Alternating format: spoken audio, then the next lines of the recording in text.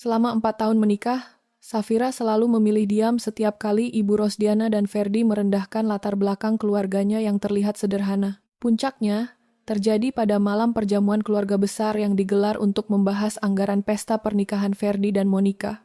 Di hadapan para kerabat yang hadir, Ibu Rosdiana dengan senyuman penuh percaya diri mengumumkan bahwa Safira telah setuju menjual rumah peninggalan mendiang ibunya demi menutupi kekurangan biaya gedung sebesar 500 juta. Bukannya menangis atau tunduk, Safira memberikan jawaban yang membuat seluruh ruangan membeku.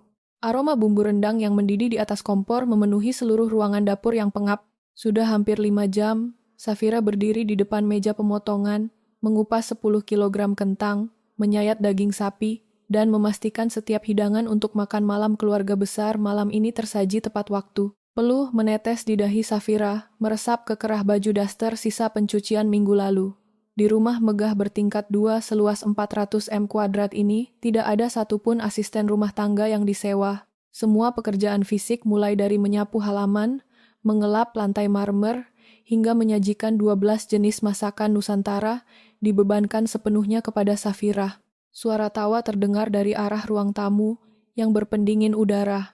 Dari balik sekat kaca dapur, Safira bisa melihat jelas bagaimana Ibu Rosdiana duduk santai di atas sofa kulit sambil mengipas-ngipaskan lembaran brosur paket pernikahan ke wajahnya. Di sebelahnya Ferdi sedang merangkul Monica, kekasihnya yang tampil mengenakan gaun merah ketat lengkap dengan perhiasan kalung yang berkilau. Mereka sedang membahas rencana pemesanan gedung ballroom hotel bintang 5 yang harga sewa per malamnya setara dengan total gaji Safira bekerja selama 3 tahun. Pokoknya catering pesta nanti harus menu masakan luar negeri, Ferdi. Ibu tidak mau nanti keluarga besar Monica melihat kita seperti orang kekurangan yang cuma bisa menyajikan nasi goreng atau sate ayam.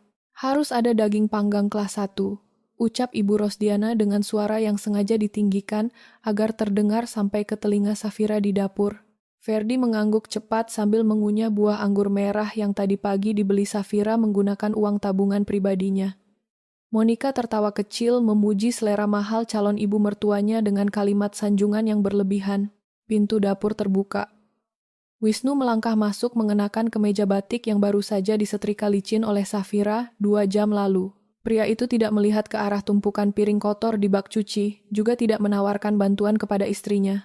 Matanya justru memperhatikan penampilan Safira dari atas sampai bawah dengan sorot mata yang dingin. Kenapa kamu masih pakai daster kusam ini, Safira? 15 menit lagi, Pak De Subroto dan rombongan keluarga besar dari Surabaya sampai di gerbang depan, kata Wisnu dengan nada mendesak. Cepat cuci muka kamu, ganti baju pakai gaun yang bagus. Jangan sampai keluarga Monica berpikir aku menikahi perempuan yang tidak tahu aturan berpakaian. Safira mematikan api kompor. Ia mengambil lap kain kering, membersihkan sisa kuah yang menetes di pinggiran mangkuk porselen, lalu menatap suaminya. Tidak ada raut marah di wajah Safira. Ekspresinya sepenuhnya datar. Hidangan utamanya sudah siap, Mas Wisnu. Aku tinggal memindahkan mangkuk sup ke atas meja makan. Setelah itu aku langsung ganti baju. Wisnu maju 1 langkah, mengangkat jari telunjuknya tepat di depan wajah Safira. Satu lagi pesan dariku. Malam ini ibu akan membicarakan masalah keuangan menyangkut masa depan Ferdi di depan semua kerabat. Apapun yang ibu katakan nanti di meja makan, tugasmu cuma mengangguk dan tersenyum.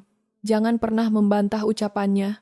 Jangan membuat malu keluargaku di depan tamu. Kamu mengerti? Safira menatap jari telunjuk suaminya cukup lama. Pria di hadapannya ini adalah laki-laki yang berjanji akan menghormatinya saat mengucapkan akad nikah 4 tahun lalu. Namun selama 3 tahun terakhir, Safira tahu betul kondisi keuangan Wisnu yang sebenarnya. Laki-laki itu terus berbohong kepada semua orang bahwa perusahaannya sedang sukses besar. Padahal, rekening kantornya sudah dibekukan oleh pihak bank akibat kredit macet. Laki-laki ini rela membentak istrinya sendiri demi menjaga gengsi ibunya yang terus memboroskan uang. Aku mengerti, Mas Wisnu. Aku tidak akan merusak rencana ibumu malam ini, jawab Safira tenang. Mendengar jawaban itu, Wisnu mendengus puas lalu membalikkan badan kembali ke ruang tamu untuk melanjutkan obrolan bersama adik dan calon adik iparnya. Begitu pintu dapur tertutup rapat, Safira berjalan menuju wastafel. Ia membasuh kedua tangannya dengan air dingin. Tangannya merogoh saku celemek, mengeluarkan sebuah ponsel yang layarnya menyala menampilkan satu pesan teks yang baru saja masuk 5 menit lalu. Pesan itu dikirim oleh Gunawan, pengacara senior yang selama belasan tahun mengurus seluruh dokumen properti milik mendiang ibunya. Pesan tersebut bertuliskan, "Saya sudah berada di kedai kopi depan kompleks rumah Anda, Bu Safira. Seluruh berkas legalitas kepemilikan tanah dan bangunan yang sah secara hukum sudah saya bawa di dalam tas. Saya siap datang begitu Anda memberikan instruksi." Safira mengetik balasan dengan cepat. "Tunggu pesan saya jam 8 malam nanti, Pak Gunawan." Ia memasukkan kembali ponselnya ke dalam saku, melepaskan celemek kotornya, lalu menatap cermin kecil di dinding dapur. Ia melihat pantulan dirinya sendiri. Seorang istri yang selama 4 tahun ini selalu memilih diam saat dihina oleh keluarga suaminya. Malam ini, Safira tidak akan diam lagi. Ia bersiap mengambil kembali setiap barang yang menjadi hak miliknya secara hukum. Safira melangkah keluar dari dapur menuju lantai 2 lewat tangga samping agar tidak melewati ruang tamu. Setibanya di dalam kamar tidur, ia membuka lemari pakaian dan mengambil sebuah gaun panjang berwarna hitam yang tertata rapi di gantungan paling ujung. Gaun itu dibelikan oleh mendiang ibunya saat merayakan hari ulang tahun Safira 5 tahun lalu. Ia memakai gaun tersebut, merapikan rambutnya yang sedikit berantakan, lalu menyapukan bedak tipis ke wajahnya. Suara deru mesin mobil yang memasuki halaman rumah terdengar dari luar jendela kamar. Tamu-tamu malam ini sudah datang. Safira menghela napas panjang satu kali, memutar gagang pintu kamar, lalu berjalan turun menuju ruang makan untuk menghadapi jamuan malam yang akan mengubah hidup seluruh keluarga suaminya selamanya. Ruang makan utama kini dipenuhi oleh suara obrolan 12 kerabat dari keluarga besar suami Safira. Meja kayu jati panjang itu syarat dengan piring-piring porselen berisi rendang daging sapi, gurame asam manis, sate ayam bumbu kacang, serta sup krim jagung yang kuahnya masih mengepul panas. Pakde Subroto yang baru saja tiba dari Surabaya duduk di kursi paling ujung, tertawa puas sambil menepuk pundak Wisnu. "Bisnis kerajinan ekspor milikmu benar-benar luar biasa, Wisnu," kata Pakde Subroto sambil mengambil sepotong daging rendang. "Tidak banyak anak muda zaman sekarang yang bisa membeli rumah megah 2 lantai di kawasan elit ibu kota seperti ini. Kamu pasti sangat membanggakan mendiang ayahmu." Wisnu tersenyum lebar. Ia membenarkan letak kerah kemeja batiknya dengan bangga. "Semua ini berkat doa ibu juga, Pakde. Pemasukan dari pengiriman barang ke Eropa bulan ini memang meningkat pesat. Saya hanya berusaha memberikan fasilitas tempat tinggal yang layak dan nyaman untuk ibu dan adik-adik." Safira berdiri 2 langkah di belakang kursi Ibu Rosdiana, memegang teko porselen berisi es teh manis. Ia menuangkan minuman ke dalam gelas Pakde Subroto dengan gerakan teliti. Mendengar kebohongan suaminya barusan, Safira sama sekali tidak menyela. Ia tahu betul tagihan listrik rumah ini bulan lalu hampir diputus oleh petugas karena Wisnu tidak menaruh uang sepeser pun di rekening tagihan bulanan. Uang untuk membeli seluruh bahan makanan di atas meja ini murni diambil dari tabungan hasil sewa properti milik mendiang Ibu Safira. Ibu Rosdiana mengambil tisu makan, mengelap bibirnya dengan anggun, lalu menatap seluruh kerabat yang sedang makan dengan lahap. Begitulah Wisnu, Mas Subroto. Dia selalu mendahulukan kebahagiaan ibu dan adiknya, apalagi bulan depan Ferdi akan menikah dengan Monica. Tentu saja keluarga kami harus menggelar pesta yang sepadan dengan martabat keluarga besar kita. Monica yang duduk di sebelah Ferdi, menundukkan kepala sedikit, berpura-pura malu, meskipun raut wajahnya terlihat sangat bangga. Ia memamerkan cincin tunangan berlian di jari manisnya kepada Bude Sumatun yang duduk di depannya. Ferdi ikut menggeser kursinya lebih dekat ke meja makan. "Gedung resepsinya sudah kami pesan di Hotel Bintang 5 pusat kota, Pakde," ucap Ferdi dengan nada pamer. "Keluarga Monica mengundang banyak rekan bisnis penting dari luar negeri. Jadi konsep acara pernikahan kami nanti tidak boleh terlihat biasa saja. Harus megah dan berkelas." Jamuan makan malam berlangsung selama hampir 1 jam. Setelah seluruh hidangan utama mulai habis, Safira dengan sigap membersihkan piring-piring kotor dari atas meja, lalu menyajikan piring-piring kecil berisi potongan buah segar dan puding koklat sebagai hidangan penutup. Ia baru saja hendak melangkah kembali ke dapur untuk mengambil teko kopi panas ketika suara dentingan logam menghentikan langkahnya. Ibu Rosdiana sengaja memukulkan sendok kecil ke pinggiran gelas kaca miliknya sebanyak 3 kali. Suara dentingan itu membuat seluruh kerabat yang sedang mengobrol langsung menghentikan ucapan mereka dan menatap ke arah kepala meja. Suasana ruangan yang tadinya ramai oleh suara tawa seketika berubah menjadi sunyi. Ibu Rosdiana menaruh sendoknya kembali ke atas meja. Ia memasang senyuman paling lembut yang pernah dilihat Safira selama 4 tahun tinggal di rumah ini.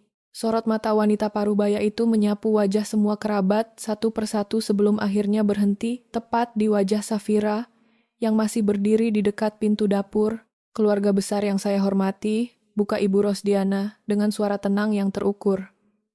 Malam ini kita semua berkumpul bukan hanya untuk makan malam bersama, melainkan juga untuk menyaksikan bukti kerukunan keluarga kami. Seperti yang kalian tahu, biaya sewa gedung Ballroom Hotel Bintang 5 untuk pernikahan Ferdi ternyata mengalami kenaikan anggaran. Kami membutuhkan dana tambahan sebesar 500 juta agar pelunasan gedung bisa dilakukan besok pagi. Pak De Subroto mengerutkan keningnya mendengar nominal tersebut. 500 juta itu uang yang sangat banyak, Rosdiana. Apakah perusahaan Wisnu tidak cukup untuk menutupi kekurangan itu? Sebelum Wisnu sempat menjawab, Ibu Rosdiana langsung mengangkat tangannya, mencegah anaknya bicara. Ia melangkah mendekati Safira, lalu meraih tangan kanan menantunya itu, dan menggenggamnya erat di depan semua orang. Senyuman Ibu Rosdiana semakin lebar. Namun genggaman tangannya terasa begitu keras, hingga kuku-kukunya menekan kulit pergelangan tangan Safira. Tentu saja kas perusahaan Wisnu sangat cukup, Mas Subroto, kata Ibu Rosdiana berbohong dengan lancar. Tetapi Safira ini adalah menantu yang sangat berbakti. Dia yang bersikeras ingin memberikan hadiah pernikahan istimewa untuk adik iparnya. Safira sudah menawarkan diri untuk memakai uang pribadinya demi kelancaran pesta. Seluruh mata di ruangan itu kini tertuju kepada Safira. Beberapa kerabat mengangguk kagum memuji kebaikan hati Safira yang terlihat begitu tulus. Wisnu menatap istrinya dari tempat duduknya dengan sorot mata mengancam, memberikan isyarat keras lewat gerakan alisnya agar Safira langsung menyetujui ucapan ibunya barusan. Ibu Rosdiana menepuk punggung tangan Safira dengan lembut, lalu menatap langsung ke dalam mata menantunya itu dengan senyuman penuh kemenangan. Rumah peninggalan ibumu jadi dijualkan, Safira. Demi biaya pernikahan adik iparmu ini, pembelinya sudah siap mentransfer uangnya besok pagi begitu kamu menandatangani surat pelepasan hak atas tanah tersebut. Ruang makan itu hening sejenak. Monica tersenyum puas sambil menatap kuku jarinya, merasa yakin pesta mewah idamannya pasti terlaksana. Ferdi menyandarkan punggungnya ke kursi dengan santai, tanpa rasa bersalah sedikit pun. Semua kerabat menunggu jawaban persetujuan dari mulut Safira, sama seperti 4 tahun terakhir di mana Safira selalu menuruti setiap perintah di rumah ini tanpa pernah membantah satu patah kata pun.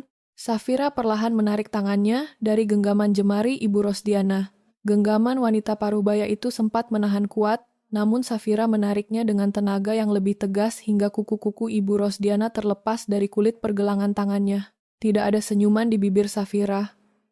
Ia memundurkan tubuhnya satu langkah, memberi jarak antara dirinya dengan ibu mertuanya di dekat kepala meja makan. Seluruh mata kerabat yang hadir di ruangan itu masih memperhatikannya tanpa berkedip. Mata Safira menatap lurus ke dalam bola mata Ibu Rosdiana. Ia mengambil napas dalam satu kali, lalu menghembuskannya dengan teratur. Suara Safira terdengar sangat tenang, jernih, dan tidak bergetar sedikit pun saat ia menjawab pertanyaan yang baru saja dilontarkan kepadanya. Rumah warisan ibuku satu-satunya itu, lebih baik pesta pernikahan ini dibatalkan sekarang juga, daripada saya harus menjual 1 jengkal pun tanah peninggalan mendiang ibu saya demi membiayai acara kemewahan yang tidak berguna ini. Seketika seluruh ruangan makan itu terdiam, tidak ada suara dentingan sendok, tidak ada suara obrolan. Pak De Subroto yang baru saja hendak memasukkan suapan puding ke dalam mulutnya, langsung menghentikan tangannya di udara. Monica membelalakkan mata, menatap Safira dengan ekspresi tidak percaya. Ferdi yang tadinya duduk bersandar santai langsung tegak. Wajahnya memerah karena menahan rasa malu sekaligus marah di depan calon istrinya. "Apa maksud ucapanmu barusan, Safira?" tanya Ferdi dengan nada tinggi. Ia berdiri dari kursinya sambil menunjuk wajah kakak iparnya itu. "Kamu mau merusak hari pernikahanku dengan Monica? Ibu sudah bicara baik-baik di depan semua keluarga besar. Kenapa kamu mendadak bersikap kurang ajar seperti ini?" Wisnu menggebrak meja makan dengan sangat keras menggunakan telapak tangan kanannya. Suara gebrakan itu membuat beberapa gelas porselen di atas meja bergetar dan tumpah. Wisnu berdiri dengan raut wajah yang menegang, rahangnya mengeras menahan amarah. Ia melangkah cepat mendekati Safira, berdiri tepat di depan istrinya dengan sorot mata mengancam. "Safira, jaga mulut kamu," bentak Wisnu dengan suara keras yang menggema di seluruh ruangan makan. "Kamu sudah kehilangan akal sehat. Ibu hanya meminta bantuanmu sebagai anggota keluarga. Selama ini aku sudah bekerja keras memberi kamu makan, memberi kamu tempat tinggal mewah di rumah ini, dan kamu balas kebaikan keluargaku dengan penghinaan di depan Pakde Subroto dan Bude Sumatun. Minta maaf kepada ibu sekarang juga." Safira sama sekali tidak memundurkan langkahnya menghadapi bentakan suaminya. Ia menatap wajah Wisnu dengan tatapan dingin yang belum pernah ia tunjukkan selama 4 tahun usia pernikahan mereka. "Kebaikan yang mana yang kamu maksud, Mas Wisnu?" tanya Safira datar. "Apakah kebaikan karena kamu memaksa aku menjadi pembantu gratis di rumah seluas 400 m² ini setiap hari? Atau kebaikan karena kamu membiarkan ibumu memakai seluruh uang hasil sewa ruko milik mendiang ibuku untuk membayar tagihan belanja dan cicilan mobil adikmu?" Pakde Subroto menoleh cepat ke arah Wisnu dengan raut wajah terkejut. "Wisnu, apa yang dikatakan istrimu ini benar? Kamu memakai uang warisan mendiang ibu Safira untuk membiayai hidup keluargamu?" Belum sempat Wisnu menjawab pertanyaan pamannya, Ibu Rosdiana langsung menjerit kecil. Wanita parubaya itu memegangi dadanya, lalu menjatuhkan tubuhnya kembali ke atas kursi dengan napas yang sengaja dibuat terengah-engah. Matanya mulai mengeluarkan air mata. Ia menangis histeris, memainkan peran sebagai ibu mertua yang tertindas di depan para kerabatnya. "Astaga, Mas Subroto, lihatlah bagaimana perilaku menantu yang selama ini saya anggap seperti anak kandung sendiri," tangis Ibu Rosdiana sambil menutup wajahnya dengan kedua telapak tangan. "Dia tega memfitnah anak saya di depan seluruh keluarga besar. Wisnu itu pengusaha sukses. Untuk apa Wisnu mengambil uang sewa ruko yang jumlahnya tidak seberapa itu?" Safira sengaja membuat cerita bohong karena dia pelit dan tidak mau membantu adik iparnya menikah. Bude Sumatun ikut berdiri menatap Safira dengan raut wajah kecewa. "Safira, kamu sungguh keterlaluan. Orang tua sedang bicara, malah kamu lawan dengan tuduhan yang bukan-bukan. Kalau kamu memang tidak mau meminjamkan uang, bilang saja baik-baik. Jangan memfitnah suamimu sendiri bangkrut sampai membawa-bawa nama mendiang ibumu." Monika ikut menyindir dari bangkunya. "Tahu begini, saya tidak mau datang ke makan malam keluarga ini. Mas Ferdi bilang keluarga kalian sangat kaya raya dan terpandang, tapi ternyata urusan uang 500 juta rupiah saja sampai harus bertengkar memalukan seperti ini." Mendengar sindiran Monika, amarah Ferdi semakin memuncak. Ia mengambil piring puding di depannya lalu membantingnya ke lantai hingga pecah berantakan. "Keluar kamu dari ruangan ini sekarang, Safira, sebelum aku yang menyeret kamu keluar dari rumah tangga kakakku." Safira mengabaikan pecahan piring di dekat kakinya. Ia menoleh ke arah meja kabinet di sudut ruangan, tempat tas kerjanya diletakkan sejak sore tadi. Dengan langkah tenang, Safira berjalan menghampiri meja tersebut. Ia membuka resleting tasnya, mengeluarkan ponselnya, lalu menekan satu tombol panggilan cepat. Suara sambungan telepon berbunyi 1 kali sebelum langsung diangkat dari seberang sana. "Masuk sekarang ke ruang makan, Pak Gunawan," ucap Safira tegas ke dalam mikrofon ponselnya tanpa memberi salam pembuka. Safira memutuskan sambungan telepon itu. Setelah memasukkan kembali ponselnya ke dalam saku daster, tangannya menarik keluar sebuah map coklat tebal yang terikat rapi dari dalam tas. Map itu memuat seluruh dokumen bukti kepemilikan sah properti ini beserta laporan mutasi rekening yang membongkar kebohongan keuangan Wisnu selama 3 tahun terakhir. Safira membalikkan badan, berdiri menghadap seluruh kerabat suaminya dengan map coklat di tangan kanan, menunggu pintu utama rumah itu dibuka oleh tamu yang akan membongkar seluruh kebohongan keluarga ini di depan para kerabat. Suara bel pintu gerbang depan berbunyi 2 kali, memecah ketegangan di ruang makan. Belum sempat Wisnu menyuruh Ferdi memeriksa siapa yang datang, terdengar derap langkah kaki, sepatu kulit menghentak lantai marmer ruang tamu. Sosok pria parubaya mengenakan setelan jas formal berwarna abu-abu melangkah masuk ke dalam ruang makan tanpa melepas alas kaki. Pria itu menenteng sebuah koper kulit hitam di tangan kirinya. Wisnu menoleh cepat dengan raut wajah marah. Ia melangkah maju menghadang pria tersebut. "Siapa Anda? Ini area pribadi. Bagaimana Anda bisa masuk ke dalam rumah saya tanpa izin?" Pria berjas abu-abu itu menghentikan langkahnya tepat 2 meter di depan meja makan. Ia tidak menjawab pertanyaan Wisnu. Matanya mengedarkan pandangan ke seluruh ruangan. Melihat pecahan piring puding di lantai, lalu menatap Safira yang berdiri di dekat meja kabinet. Ia membungkukkan badan sedikit ke arah Safira sebagai tanda hormat. "Selamat malam, Bu Safira," ucap pria itu dengan suara berat dan tegas. "Maaf, pintu pagar depan tidak dikunci, jadi saya langsung masuk sesuai perintah Anda barusan." Safira mengangguk pelan. "Terima kasih sudah datang tepat waktu, Pak Gunawan. Silakan buka koper Anda dan tunjukkan semua dokumen yang saya minta kepada mereka." Ibu Rosdiana bangkit dari kursinya. Wajahnya yang tadi basah oleh air mata kini berubah menjadi merah padam karena menahan amarah. "Safira, apa-apaan ini? Kamu membawa orang asing masuk ke jamuan makan malam keluarga besar kita? Kamu sengaja mau mempermalukan Wisnu di depan Pakde Subroto?" Pak Gunawan meletakkan koper kulit hitamnya ke atas meja makan, menggeser beberapa piring lauk yang sudah kosong agar ia memiliki ruang cukup. Dengan tenang, ia memutar angka kombinasi kunci koper hingga terdengar bunyi klik ganda.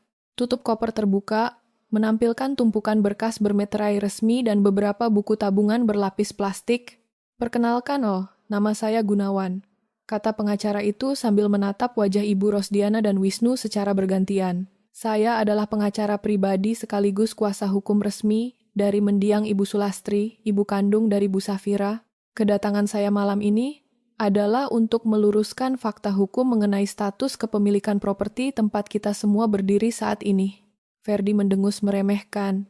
Ia menyilangkan kedua tangannya di depan dada. "Fakta hukum apa?" "Ini rumah kakak saya, Wisnu. Dia membeli tanah ini 4 tahun lalu pakai uang hasil ekspor kerajinan. Jangan mengarang cerita." Pak Gunawan mengambil sebuah buku hijau tebal berlambang Garuda Pancasila dari dalam koper. Ia mengangkat buku tersebut tinggi-tinggi agar seluruh kerabat yang duduk di meja makan bisa membaca tulisan di sampulnya. "Ini adalah sertifikat hak milik asli yang dikeluarkan oleh Badan Pertanahan Nasional," jelas Pak Gunawan dengan volume suara yang jernih. 4 tahun lalu, Pak Wisnu memang membeli rumah ini dengan fasilitas kredit perbankan. Namun 3 tahun lalu, perusahaan Pak Wisnu mengalami gagal bayar atau kredit macet selama 9 bulan berturut-turut.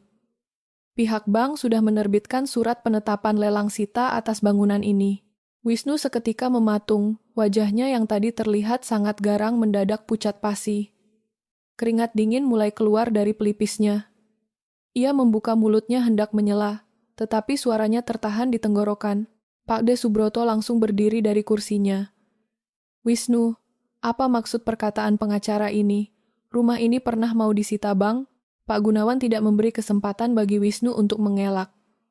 Ia mengambil selembar akta jual beli bermeterai dan menyerahkannya langsung ke atas meja tepat di depan Pakde Subroto.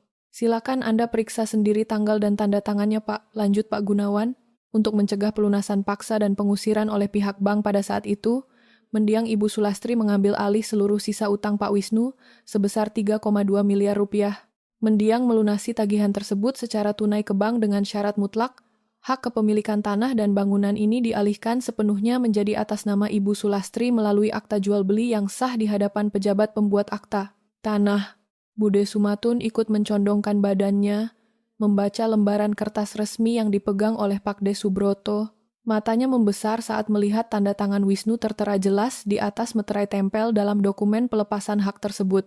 "Astaga," ucap Bude Sumatun tertahan. "Jadi rumah mewah ini bukan milik Wisnu lagi?" "Tepat sekali, Bu," jawab Pak Gunawan cepat.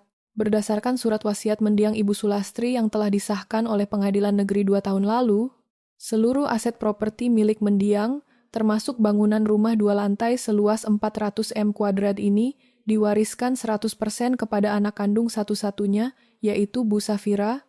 Ruangan itu terasa semakin pengap dan dingin secara bersamaan. Ibu Rosdiana menggelengkan kepalanya cepat. Ia melangkah maju, memukul meja makan dengan kedua telapak tangannya. "Bohong, ini pasti dokumen palsu," teriak Ibu Rosdiana dengan suara serak. "Wisnu, anak saya tidak mungkin menjual rumah ini tanpa memberitahu saya." "Safira, kamu sengaja menyewa pengacara penipu ini untuk menguasai harta anak saya, kan?" Jawab. Safira maju 2 langkah mendekati meja makan.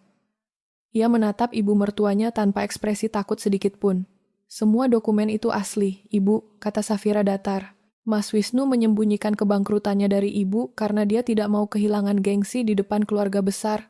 Selama 3 tahun ini kalian tinggal di rumah saya tanpa membayar uang sewa sepeser pun. Saya memilih diam karena saya menghargai Mas Wisnu sebagai suami saya. Tetapi malam ini kalian justru memaksa saya menjual rumah peninggalan ibuku demi pesta mewah Ferdi. Monica yang sejak tadi duduk diam kini menoleh menatap Ferdi dengan sorot mata penuh kebencian. Ia menggeser kursinya menjauh dari tubuh Ferdi. Jadi kamu dan keluargamu sebenarnya orang miskin, Ferdi? Tanya Monica dengan nada menusuk. Kamu tinggal menumpang di rumah warisan kakak iparmu. Bahkan, uang gedung 500 juta yang kalian banggakan tadi siang hasil pemaksaan hak orang lain. Ferdi gugup. Ia mencoba memegang tangan Monica, tetapi perempuan itu langsung menepisnya dengan kasar. Dengarkan dulu penjelasan saya, Monica. Bujuk Ferdi panik. Ini cuma salah paham masalah administrasi keluarga. Pak Gunawan mengambil lembaran kertas kedua dari dalam kopernya. Ia menaruh kertas tersebut tepat di depan Wisnu yang masih berdiri gemetar. Ini bukan salah paham, Pak Ferdi, tegas Pak Gunawan. Selain bukti kepemilikan rumah, ini adalah bukti mutasi rekening yang menunjukkan penarikan dana ilegal dari rekening toko milik mendiang Ibu Sulastri yang dilakukan oleh Pak Wisnu selama 18 bulan terakhir. Total dana yang diambil tanpa izin mencapai 480 juta. Uang itulah yang digunakan untuk membayar uang muka gedung resepsi Anda siang tadi. Seluruh kerabat yang hadir di ruang makan itu langsung mengarahkan pandangan menghakimi kepada Wisnu dan Ibu Rosdiana. Topeng kemewahan dan kesuksesan yang selama 4 tahun ini dibanggakan oleh keluarga tersebut hancur berkeping-keping dalam waktu kurang dari 15 menit di atas meja makan mereka sendiri. Wisnu tidak dapat menahan rasa paniknya lagi. Pria itu melompat maju melewati pinggiran meja makan, mengulurkan tangan kanannya dengan kasar untuk merampas lembaran bukti mutasi rekening dari atas koper Pak Gunawan. Napas Wisnu memburu cepat. Mata merahnya menatap kertas-kertas bukti kejahatannya seolah ingin merobeknya sampai hancur saat itu juga. Pak Gunawan dengan sangat sigap menarik kopernya 6 inci ke belakang. Tangan kiri pengacara itu dengan tegas menahan dada Wisnu, mendorong tubuh pria yang sedang kehilangan kendali itu kembali ke posisi semula. Jangan coba-coba merusak barang bukti hukum di depan saya, Pak Wisnu, peringat Pak Gunawan dengan suara keras dan tajam. Perbuatan Anda merampas dokumen resmi ini bisa langsung saya tambahkan ke dalam laporan polisi atas dugaan perbuatan tidak menyenangkan sekaligus penghilangan barang bukti. Wisnu terhuyung ke belakang sampai pinggangnya membentur sandaran kursi kayu jati. Ia menatap Safira dengan dada naik turun menahan malu. Safira, apa yang kamu lakukan ini merusak kehormatan suamimu sendiri. Kamu mempermalukan aku di depan semua kerabat besarku. Kalau kamu ada masalah menyangkut uang ruko itu, kita bisa bicarakan berdua di dalam kamar, tidak perlu membeberkan urusan rumah tangga di meja makan seperti ini. Safira maju 1 langkah mendekati suaminya. Matanya menatap tajam langsung ke pupil mata Wisnu. Tidak ada lagi sisa kepatuhan seorang istri yang selama 4 tahun ini selalu menunduk mengerjakan pekerjaan dapur. Kehormatan yang mana lagi yang ingin kamu pertahankan, Mas Wisnu?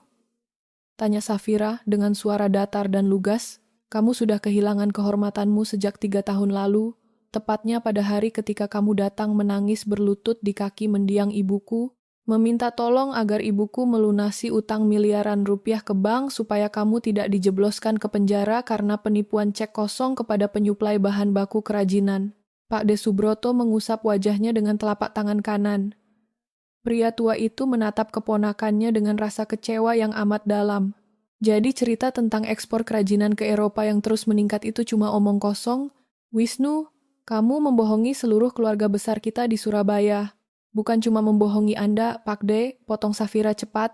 Dia membohongi ibunya sendiri, adiknya, dan calon keluarga besarnya. Setelah mendiang ibuku melunasi rumah ini, Mas Wisnu berjanji akan mencari pekerjaan baru yang jujur. Tetapi apa yang dia lakukan? Dia justru memalsukan tanda tangan saya untuk mengalihkan uang pembayaran sewa 2 unit ruko milik mendiang ibuku di kawasan Pasar Grosir ke rekening pribadinya. Pak Gunawan membuka lembaran rekening koran di atas meja lebih lebar, lalu menunjuk salah satu kolom transaksi dengan ujung penanya. Silakan perhatikan angka transfer masuk rutin pada tanggal 5 setiap bulannya ini. Pak Wisnu secara sengaja mendatangi pihak penyewa ruko dan memberikan nomor rekening baru atas namanya sendiri dengan membawa surat kuasa palsu. Tindakan ini memenuhi unsur tindak pidana pemalsuan dokumen dengan ancaman hukuman penjara maksimal 6 tahun. Safira menunjuk wajah Wisnu dengan tegas. Uang sewa ruko sebesar 25 juta setiap bulan yang seharusnya masuk ke rekening saya, kamu ambil secara paksa. Uang itulah yang kamu berikan kepada Ibu Rosdiana setiap awal bulan untuk belanja tas dan baju mahal. Uang itu juga yang kamu pakai untuk membayar cicilan mobil baru Ferdi. Ibu Rosdiana menoleh patah-patah ke arah Wisnu. Wajah wanita paruh baya itu terlihat sangat syok. Ia berdiri mematung, menatap anak sulung kebanggaannya dengan tatapan kosong seolah dunia di sekitarnya runtuh. Wisnu, panggil Ibu Rosdiana dengan suara bergetar keras. Apa yang dikatakan Safira ini benar. Uang belanja jutaan rupiah yang kamu berikan kepada ibu, setiap bulan itu bukan hasil keuntungan pabrik kerajinanmu? Wisnu mengepalkan kedua tangannya kuat-kuat. Ia menundukkan kepala, tidak berani menatap mata ibunya. Ibu selalu menuntut hidup mewah. Jawab Wisnu dengan suara serak yang dipaksakan. Setiap kali aku pulang ke rumah, ibu selalu membandingkan hidup kita dengan tetangga di kompleks ini. Ibu minta dibelikan perhiasan baru, Ferdi merengek minta ganti mobil supaya bisa memamerkan kekayaannya kepada Monica. Kalau aku jujur, perusahaan kita sudah bangkrut, kalian pasti terus mengeluh setiap hari dan merendahkan aku. Maka, kamu menjadikan ibu sebagai penjahat di depan semua kerabat, teriak. Ibu Rosdiana histeris. Ia maju dan menampar lengan Wisnu dengan keras berulang kali. Kamu anak durhaka. Wisnu, kamu membuat martabat ibu jatuh menginjak tanah. Ibu pikir kamu pengusaha sukses. Ibu sudah terlanjur membanggakan kekayaanmu kepada semua teman arisan dan keluarga besar Monica. Ferdi tidak mau kalah. Ia mendorong bahu kakaknya dengan kasar sampai Wisnu hampir terjatuh ke lantai. Kakak memang gila. Karena kebohongan kakak, sekarang reputasiku hancur di depan Monica. Kenapa kakak tidak bilang dari dulu kalau kita sudah miskin? Kalau kakak jujur, aku tidak akan memesan gedung hotel bintang 5 seharga 500 juta itu. Kamu yang tidak tahu diri, Ferdi. Balas Wisnu berteriak di depan wajah adiknya. Kamu sudah umur 27 tahun, tapi kerjaanmu cuma pengangguran yang mengandalkan uang dariku. Kamu mau menikah saja masih mengemis kepadaku supaya aku yang membayar seluruh biayanya. Meja makan yang 15 menit lalu terlihat begitu tenang dan penuh kemewahan, kini berubah menjadi arena pertengkaran yang sangat memalukan. Ibu Rosdiana terus menangis menyalahkan Wisnu, sementara Wisnu dan Ferdi saling dorong dan saling meneriakkan kata-kata kasar tanpa mempedulikan para tamu. Bude Sumatun menggeleng-gelengkan kepala melihat kelakuan ibu dan dua anak laki-laki itu. Pak De Subroto bangkit berdiri, merapikan letak jaket di badannya. Cukup! Saya tidak mau lagi melihat kelakuan memalukan keluarga ini. Kami jauh-jauh datang dari Surabaya karena mengira kita akan membahas kebahagiaan pernikahan. Ternyata kami cuma dijadikan penonton untuk menutupi kejahatan pencurian uang warisan orang lain. Pak De Subroto memberi isyarat kepada seluruh kerabat dari Surabaya untuk segera berdiri dari kursi mereka. 8 orang kerabat itu mengemas barang mereka masing-masing dengan raut wajah penuh rasa jijik, lalu berjalan keluar meninggalkan ruang makan tanpa mengucapkan salam pamit kepada Ibu Rosdiana maupun Wisnu. Safira berdiri diam di tempatnya, menatap keruntuhan keluarga suaminya dengan wajah yang sepenuhnya tenang. Kepergian rombongan kerabat dari Surabaya meninggalkan keheningan yang menyakitkan di dalam ruang makan. Suara langkah kaki mereka yang menjauh mengukuhkan fakta bahwa kehormatan keluarga ini telah habis sehabis-habisnya. Di tengah suasana yang membeku itu, Monica berdiri perlahan dari kursinya. Gerakan perempuan bergaun merah itu menarik perhatian Ferdi yang masih berdiri dengan napas terengah-engah setelah bertengkar dengan kakaknya sendiri. Monica tidak menatap wajah Ferdi dengan tatapan manja seperti 3 jam yang lalu. Mata perempuan itu menyorot tajam menyapu wajah Ferdi, Wisnu, dan Ibu Rosdiana dengan ekspresi penuh rasa muak. Tanpa ragu sedikit pun, Monica mengangkat tangan kirinya lalu menarik paksa cincin tunangan berlian dari jari manisnya. Ia meletakkan cincin yang dulu dibanggakannya itu ke atas piring porselen kotor di depannya hingga menimbulkan suara dentingan logam yang keras. Rencana pernikahan kita selesai sampai di sini, Ferdi, ucap Monica dengan suara dingin yang menusuk telinga. Aku membatalkan semua kesepakatan keluarga kita malam ini juga. Ferdi terbelalak. Ia melangkah cepat menghampiri Monica, mencoba meraih kedua bahu perempuan itu. Monica, dengarkan aku dulu. Jangan terpancing ucapan pengacara ini. Ini cuma masalah utang piutang biasa. Kakakku pasti bisa menyelesaikan semua ini secepatnya. Kita tetap menikah bulan depan sesuai rencana. Monica menepis kedua tangan Ferdi dengan sangat kasar, sampai tubuh laki-laki itu terdorong ke belakang. Wajah Monica memerah karena menahan rasa malu yang amat besar. "Menikah pakai uang siapa, Ferdi?" tanyanya dengan suara tinggi. "Kamu mau membayar gedung hotel bintang 5 itu pakai daun? Ternyata mobil baru yang kamu pamerkan kepadaku setiap hari dibayar pakai uang pencurian milik kakak iparmu. Kamu bukan anak pengusaha kaya, kamu cuma pengangguran melarat yang hidup menumpang di rumah warisan orang lain. Aku tidak mau menghabiskan sisa hidupku menjadi istri laki-laki penipu yang tidak punya modal hidup." Ibu Rosdiana mencoba turun tangan. Ia melangkah mendekati Monica sambil mengulurkan tangannya dengan wajah memelas. "Monica, nak, jangan tinggalkan Ferdi. Ibu janji akan mencari pinjaman uang ke bank lain besok pagi supaya pesta pernikahan kalian tetap berjalan megah." Monica memundurkan langkahnya, menghindari sentuhan tangan Ibu Rosdiana, seolah wanita paruh baya itu membawa penyakit menular. "Simpan saja janji ibu itu untuk membayar utang-utang kalian di pengadilan. Keluarga saya memiliki reputasi bisnis yang harus dijaga. Saya tidak sudi berbesan dengan keluarga penjahat pencuri uang warisan." Monica membalikkan badan, mengambil tas tangannya dari atas kursi, lalu berjalan cepat menuju pintu keluar ruang makan. Ferdi berusaha mengejarnya sampai ke teras depan, sambil meneriakkan nama Monica berulang kali. Tetapi perempuan itu langsung masuk ke dalam taksi daring yang sengaja ia pesan beberapa menit sebelumnya, tanpa menoleh lagi. Di dalam ruang makan, Wisnu menyadari bahwa seluruh skenario kehidupannya telah hancur. Satu-satunya orang di ruangan ini yang memegang kendali atas harta dan uang adalah istrinya sendiri. Wisnu memutar otak, mencoba mengubah taktik wajahnya dalam hitungan detik. Pria itu memasang ekspresi sangat menyesal, melangkah mendekati Safira dengan tubuh membungkuk seolah sedang memohon ampun. "Safira," panggil Wisnu dengan suara lembut yang dipaksakan. "Aku tahu aku salah. Aku sudah berbohong kepadamu menyangkut uang ruko itu. Tetapi kita ini suami istri. Kita sudah membangun rumah tangga selama 4 tahun. Kamu tidak mungkin tega melihat aku dan ibuku diusir ke jalanan. Kita bisa memulai semuanya dari awal.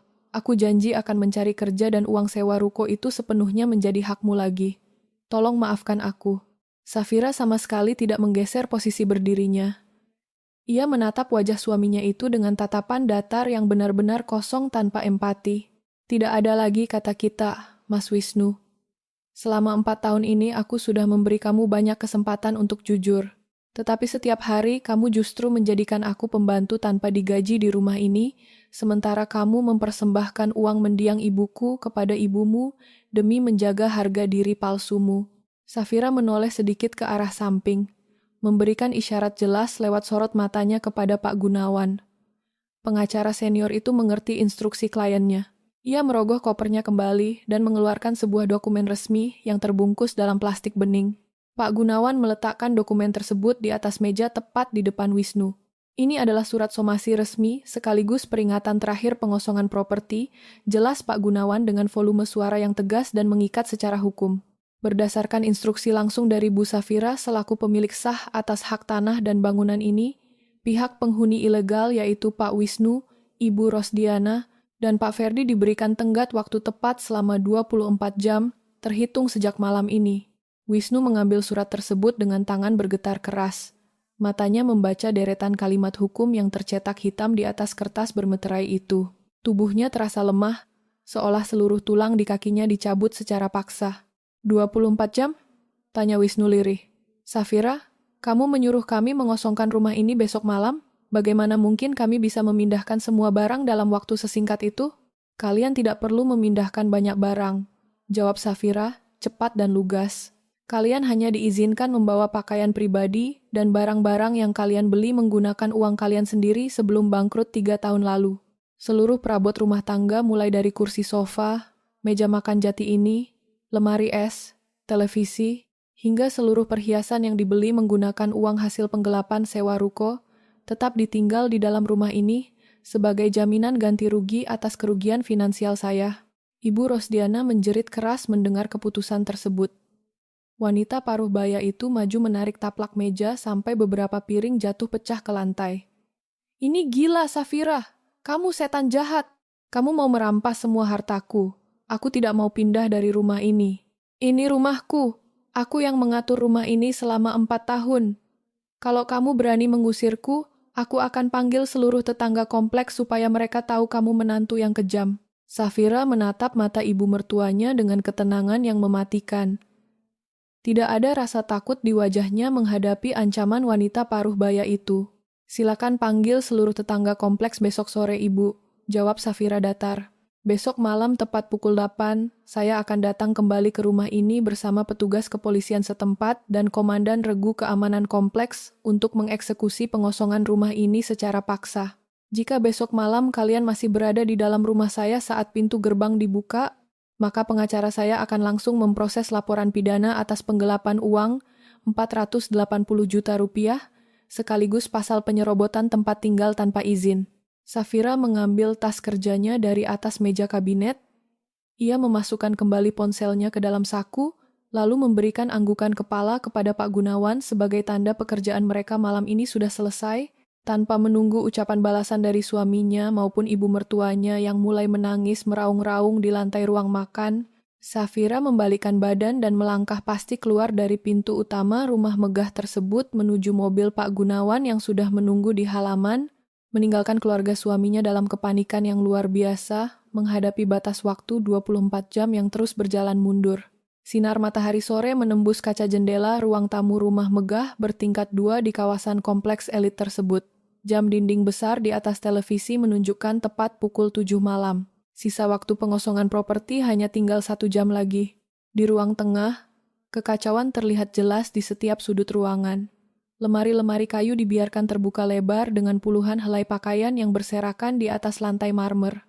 Ferdi sedang memasukkan kaos dan celana panjangnya secara asal ke dalam 2 koper kain berwarna biru kusam.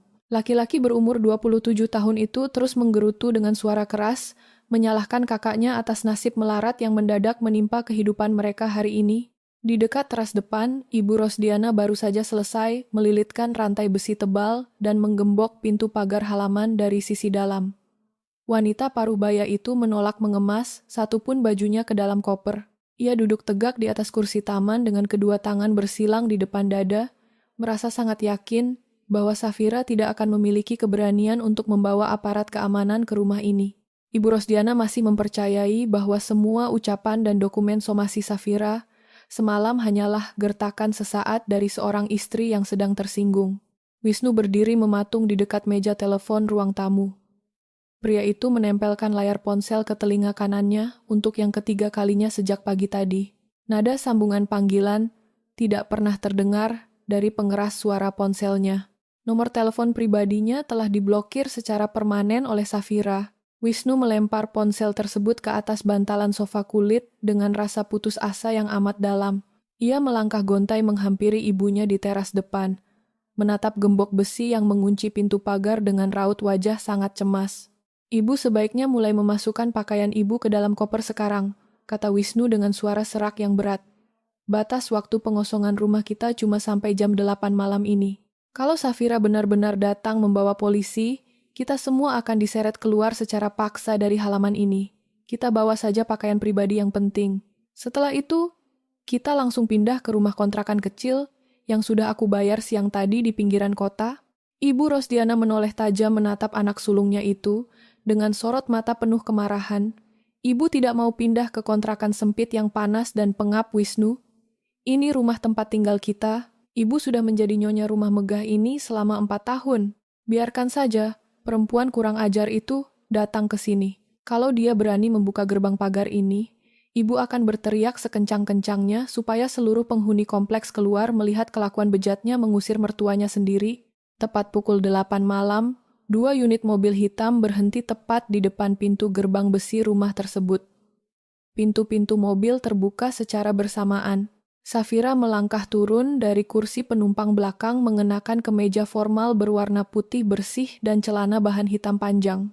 Di belakangnya, Pak Gunawan melangkah tenang, mendampingi beserta 2 orang petugas kepolisian berseragam dinas lengkap, ketua RT setempat bernama Pak Harun, dan 3 orang petugas keamanan kompleks yang menenteng pemotong besi hidrolik. Suara deru mesin mobil dan kedatangan para petugas berseragam resmi itu langsung menarik perhatian para penghuni kompleks elit di sekitarnya. Pintu-pintu gerbang rumah mewah di sebelah kiri dan kanan mulai terbuka. Para tetangga kaya raya yang selama 4 tahun ini selalu mendengarkan kesombongan Ibu Rosdiana di setiap acara arisan lingkungan kini berkumpul di tepi jalan depan rumah. Mereka berdiri menonton peristiwa malam itu dengan tatapan penuh rasa ingin tahu sekaligus menghakimi. Pak Harun melangkah maju mendekati pagar besi yang tergembok rapat. Ketua RT itu mengetuk teralis besi pagar menggunakan kepalan tangan kanannya. "Selamat malam Ibu Rosdiana, Pak Wisnu. Saya datang mendampingi Bu Safira selaku pemilik sah atas tanah dan bangunan ini berdasarkan penetapan Pengadilan Negeri dan bukti dokumen sertifikat hak milik. Sesuai surat somasi resmi yang sudah kalian terima semalam, batas waktu pengosongan tempat tinggal sudah habis tepat malam ini. Silakan buka gembok pagar ini sekarang juga." Ibu Rosdiana langsung melompat berdiri dari kursi tamannya.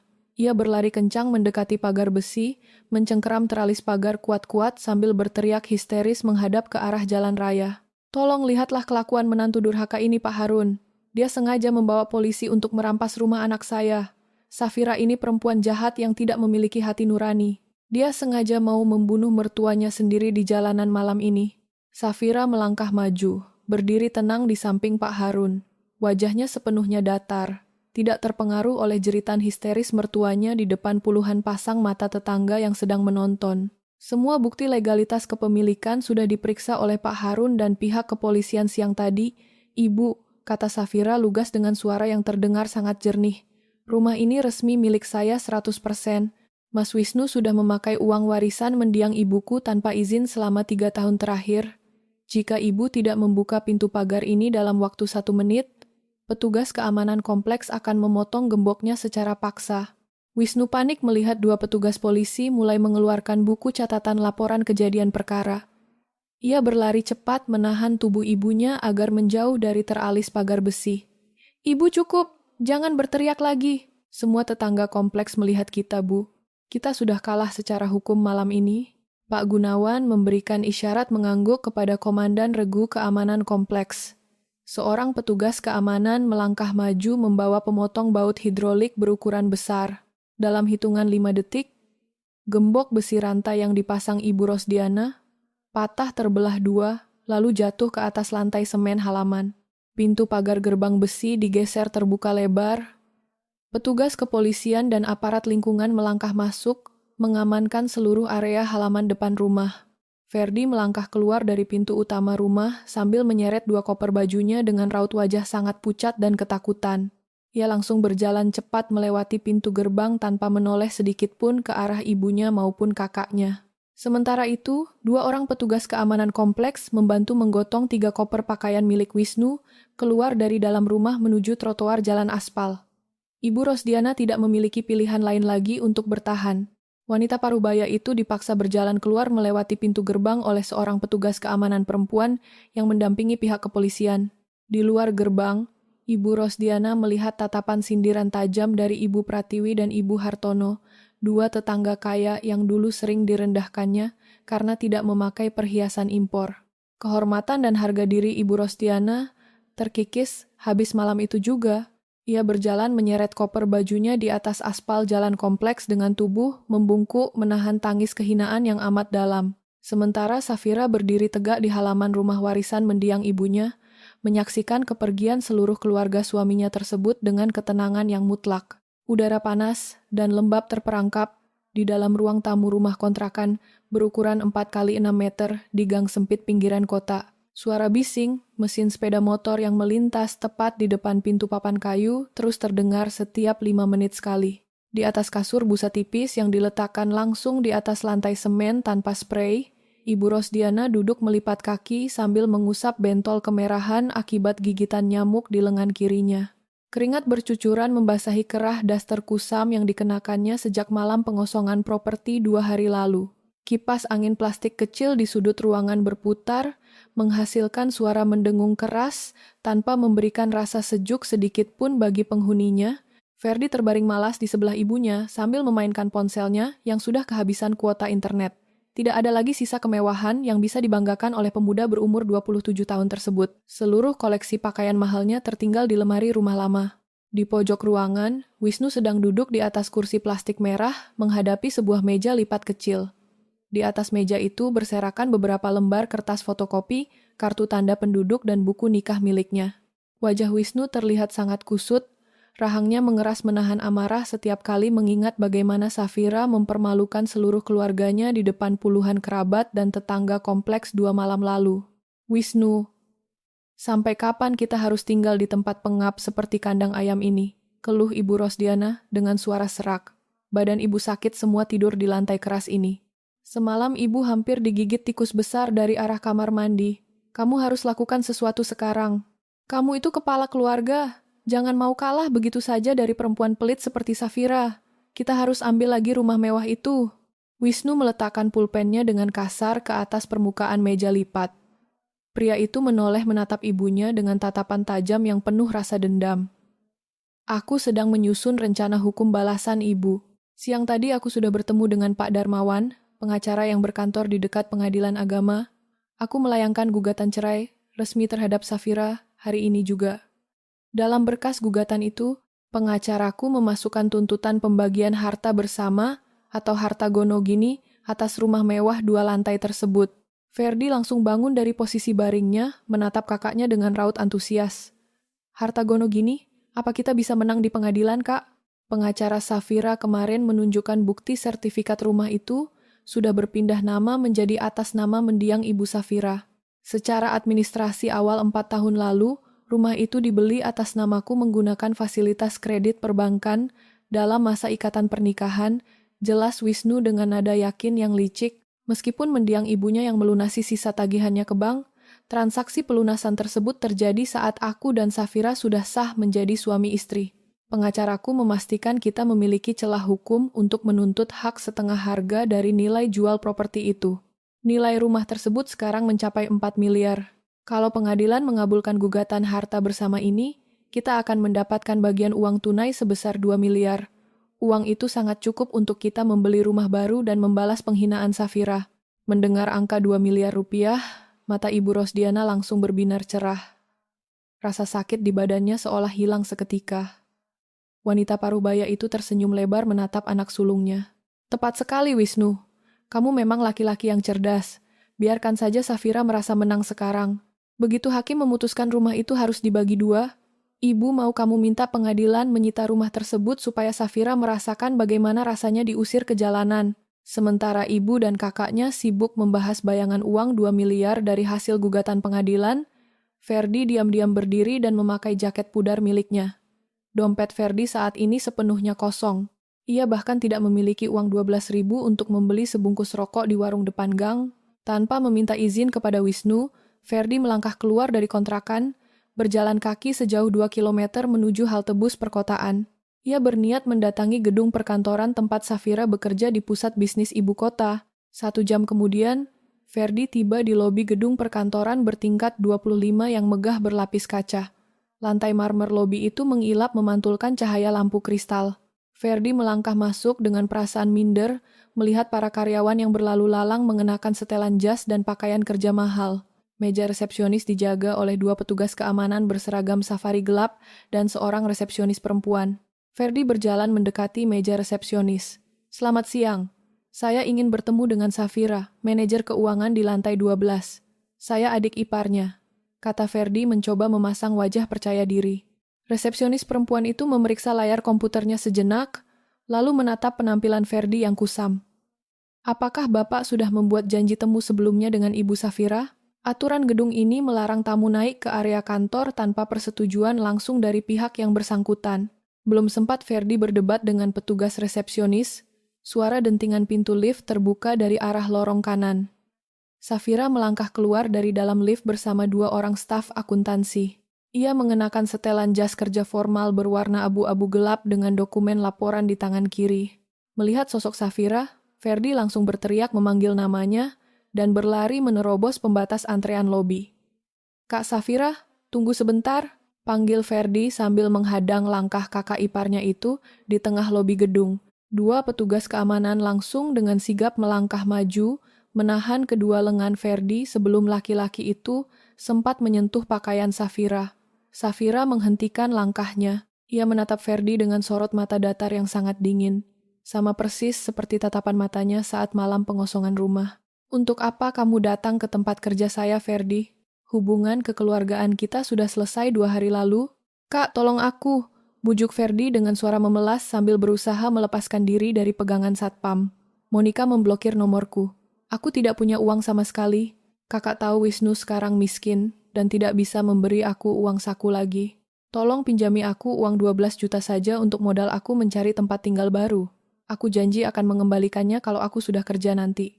Safira tidak menunjukkan raut kasihan sedikit pun. Ia memandang laki-laki berumur 27 tahun di depannya ini sebagai benalu yang selama bertahun-tahun ikut menikmati uang hasil sewa ruko ibunya tanpa pernah tahu rasa terima kasih. Kamu sudah dewasa, Ferdi. Carilah pekerjaan menggunakan tenaga kamu sendiri, bukan datang mengemis ke kantor orang lain, jawab Safira tegas dengan volume suara yang terdengar jelas oleh beberapa karyawan di lobi. Safira menoleh menatap komandan regu keamanan gedung. Pak Satpam, laki-laki ini bukan keluarga saya.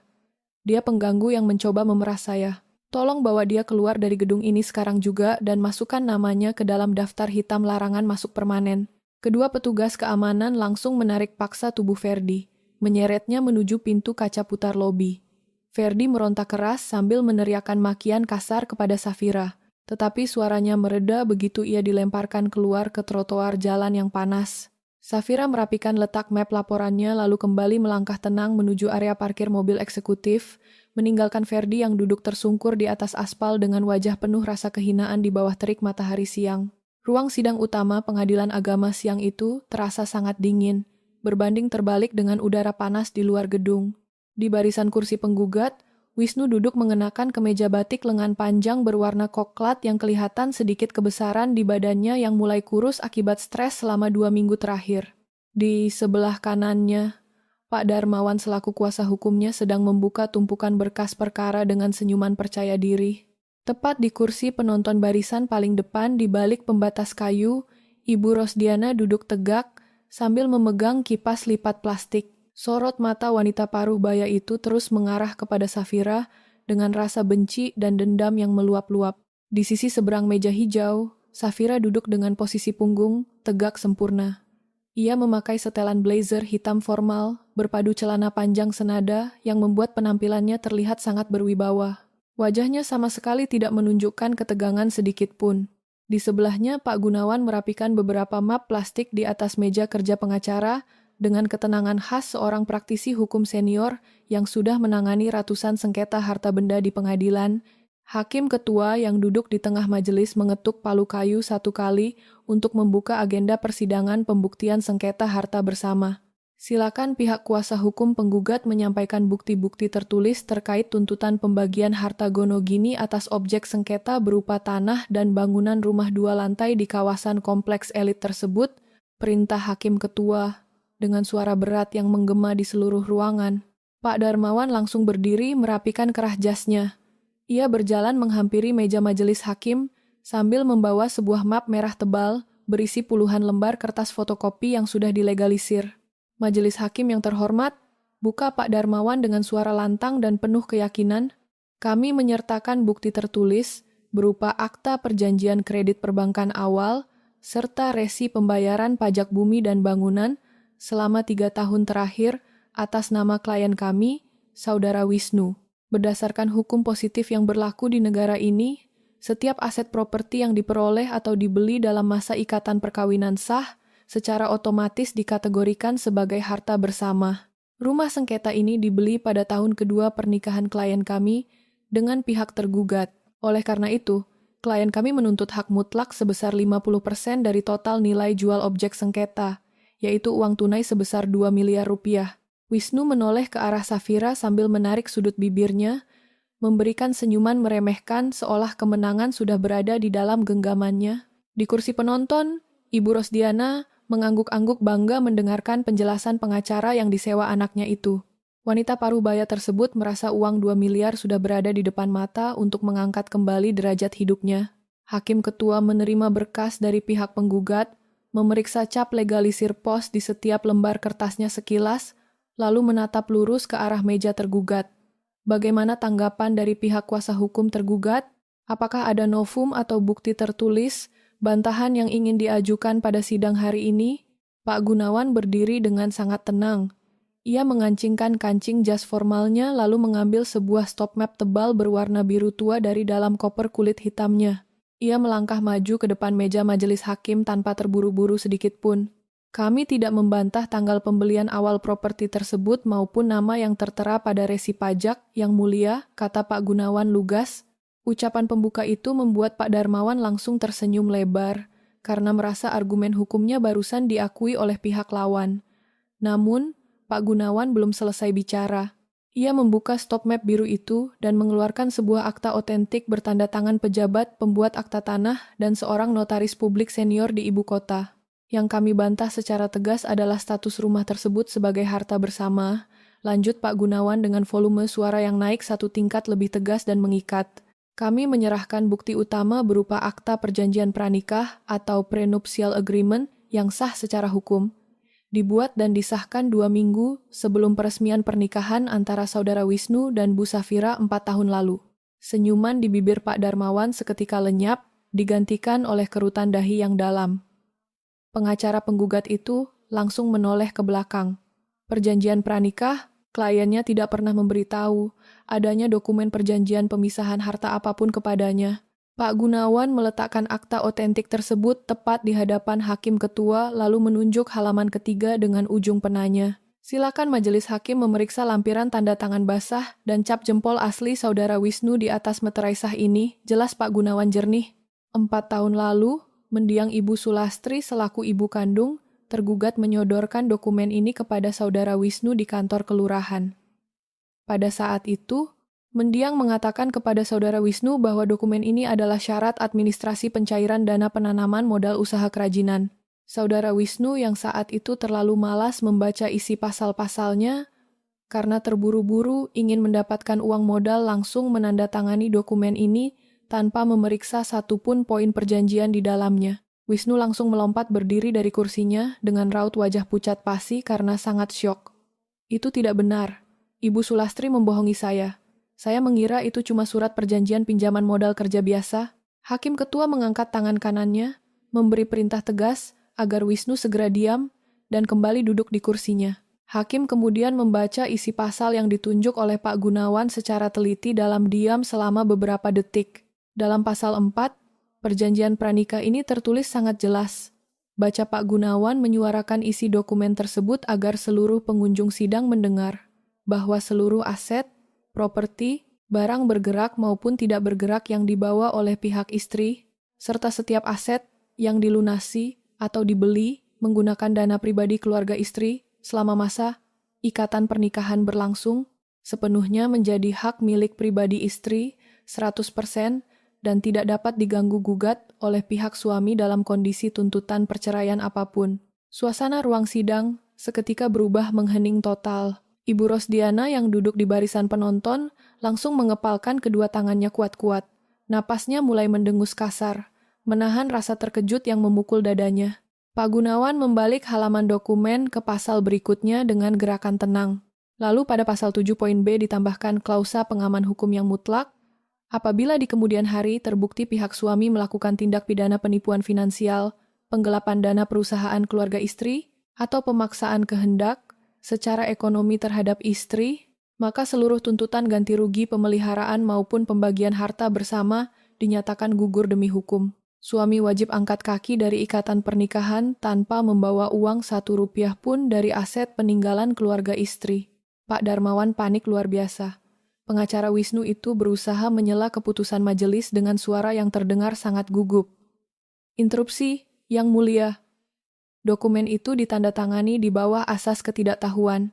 Ini merupakan bentuk penjebakan hukum yang disengaja terhadap klien kami. Hakim ketua menatap Pak Darmawan dengan sorot mata tajam yang sangat dingin. Kuasa hukum penggugat. Anda adalah seorang praktisi hukum. Anda tentu tahu bahwa tanda tangan seseorang berumur dewasa di atas akta notaris otentik memiliki kekuatan pembuktian hukum yang sempurna. Alasan tidak membaca isi dokumen sebelum menandatangani bukanlah alasan pembenar yang sah di mata pengadilan. Apakah pihak penggugat memiliki bukti forensik untuk membuktikan tanda tangan di dalam akta ini palsu? Pak Darmawan terdiam membeku. Ia menoleh ke arah Wisnu dengan raut wajah sangat marah karena merasa dijebak dan dipermalukan oleh kliennya sendiri yang menyembunyikan fakta vital sejak awal konsultasi perkara. Pak Darmawan perlahan memundurkan langkahnya kembali ke kursi, lalu duduk mengempaskan badan tanpa mampu mengeluarkan satupun argumen balasan lagi. Wisnu mencengkeram tepi meja penggugat sampai buku-buku jarinya memutih pasi. Matanya menatap Safira dengan dada naik turun, menahan kehancuran hidup yang sempurna. Di seberang meja hijau sana, Safira menatap suaminya itu dengan sorot mata datar, tenang, dan tajam tanpa sisa rasa kasihan. Kartu rahasia yang disiapkan mendiang ibunya 4 tahun lalu telah bekerja dengan sangat akurat hari ini, mengunci rapat seluruh pintu keserakahan keluarga laki-laki itu selamanya. Suara ketukan palu kayu hakim ketua menggema, 3 kali memecah kesenyapan ruang sidang utama pengadilan agama siang itu. Putusan akhir telah dibacakan secara utuh dan mengikat. Majelis hakim secara resmi mengabulkan gugatan perceraian yang melesat di antara kedua belah pihak, sekaligus menolak seluruh tuntutan pembagian harta bersama atau gono gini yang diajukan oleh pihak penggugat.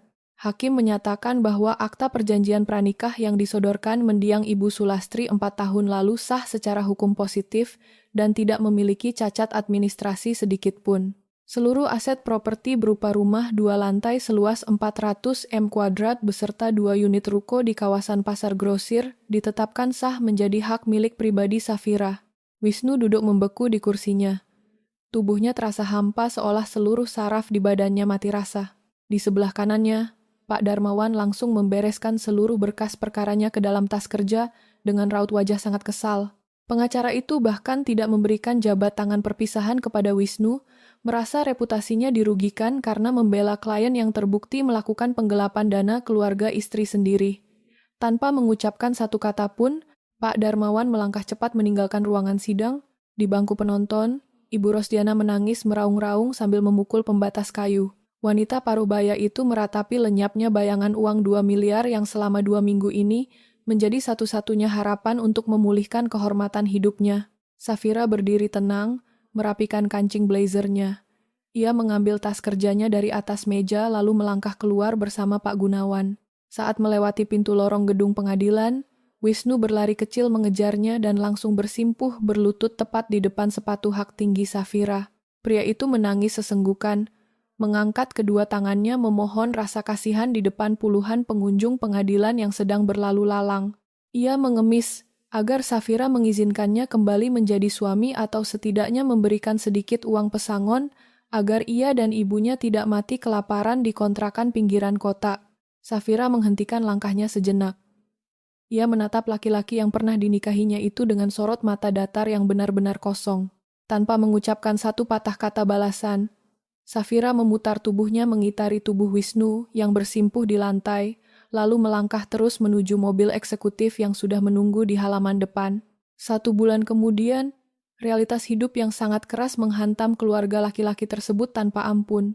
Di bawah terik matahari siang yang membakar kulit raya kota, Wisnu tampak mengenakan jaket seragam hijau kusam, bertuliskan nama sebuah perusahaan, ekspedisi pengiriman barang paket cepat.